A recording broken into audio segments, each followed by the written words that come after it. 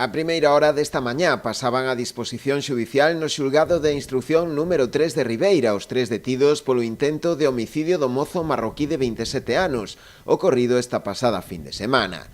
Para dous deles, de orixe dominicana, a xuíz decretou o seu ingreso en prisión provisional, comunicada sen fianza.